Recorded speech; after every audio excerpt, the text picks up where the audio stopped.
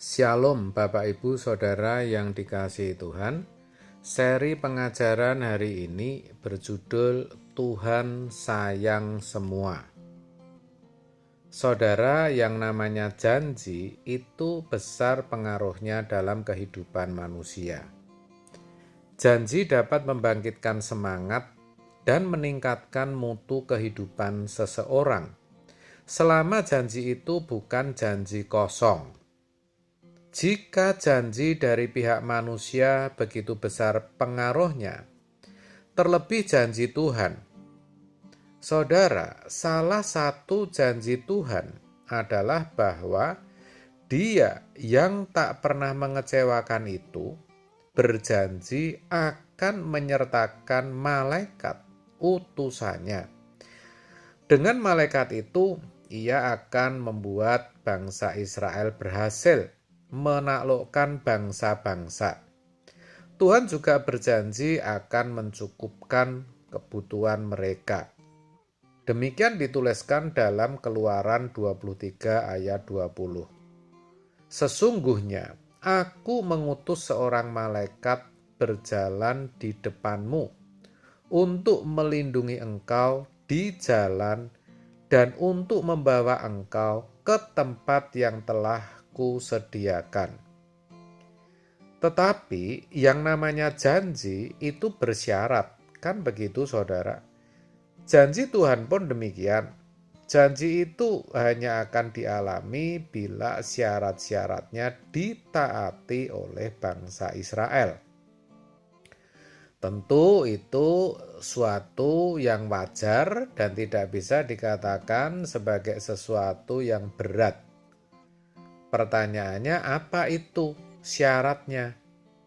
Yaitu agar Israel menghancurkan berhala-berhala bangsa kafir dan menyembah Allah saja. Wajar kan? Saya kira syarat yang seperti itu justru menunjukkan kasih setia Allah yang penuh, yang total untuk umatnya. Bukti bahwa Allah sayang kepada umat pilihannya, yaitu bangsa Israel. Nah, sekarang pertanyaannya, apakah Tuhan juga sayang kepada kita, orang percaya umat perjanjian baru? Tentu jawabnya ya. Lalu apa buktinya? Saudara, kita harus tahu bahwa bukti Tuhan sayang kita semua adalah Ia rela mati untuk menebus dosa semua manusia, bukan saja untuk orang-orang dengan agama atau suku tertentu. Dengan demikian, kita bisa dilayakkan masuk ke langit yang baru dan bumi yang baru. Tetapi bukan berarti tanpa syarat ya. Tadi sudah saya katakan di atas, ada syarat dan ketentuan yang berlaku, yaitu kita harus benar-benar hidup di dalam Tuhan. Dituliskan dalam 2 Korintus 5 ayat 15 demikian. Dan Kristus telah mati untuk semua orang. Jelaskan, supaya mereka yang hidup tidak lagi hidup untuk dirinya sendiri, tetapi untuk Dia yang telah mati dan telah dibangkitkan untuk mereka. Saudara, hidup di dalam Dia, di dalam Kristus, artinya hidup bukan untuk diri kita sendiri, tetapi untuk Dia, untuk Kristus. Itu tidak mudah, tetapi bisa ketika kita mau mengasihi Dia dengan segenap hidup kita. Semudah itu, tetapi juga seberat dan sesulit itu, saudara. Dan kalau kita benar-benar mengasihi Tuhan, nah ini yang harus kita tahu, maka Tuhan pasti akan melindungi kita. Bahkan orang-orang yang kita kasihi pun ikut dilindungi. Dia tahu semua yang kita perlu kok. Luar biasa, saudara. Sebaliknya, kalau hidup kita masih suka-suka kita sendiri, tidak mau tahu apa yang Tuhan kehendaki dalam hidup kita, tentu Tuhan tidak akan melindungi. Ya, karena kita bukan orang yang layak untuk dilindungi. Ini penting untuk kita mengerti, saudara. Selain itu, kita juga harus mengerti dengan baik bahwa perlindungan Tuhan terhadap orang percaya tersedia untuk kekekalan jiwanya.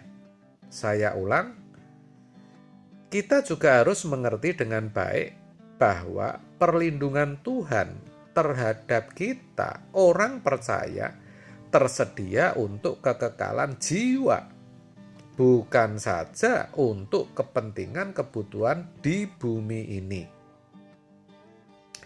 Kalau ada masalah, maka dalam kamus hidup orang percaya, masalah adalah berkat. Karena melalui semua masalah tersebut, kita dibentuk Tuhan. Maka kalau ada karakter yang kurang beres, harus segera dibereskan. Harus, saudara.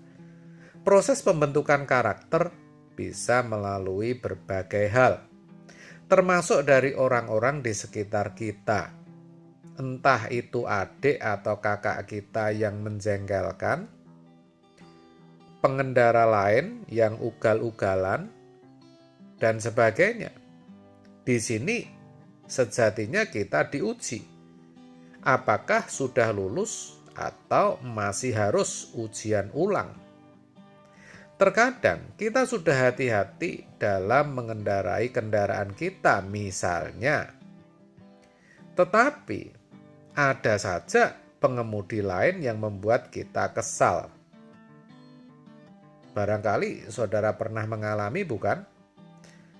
Tuhan bisa membentuk karakter kita dengan banyak cara. Dan itu termasuk cara Tuhan untuk melindungi kita juga. Karena apa? Karena perlindungan Tuhan tidak hanya melalui hal-hal atau kejadian yang baik dan nyaman saja, tetapi juga melalui hal yang kurang baik, yang kurang enak, yang Tuhan izinkan kita alami.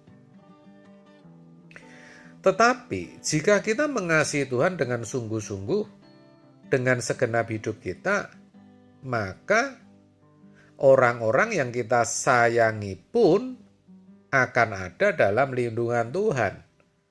Itu pasti, saudara.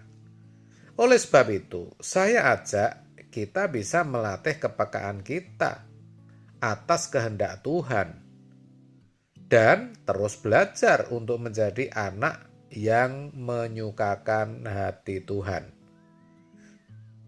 Percayalah, saudara pasti bisa. Roh Kudus yang akan memampukan.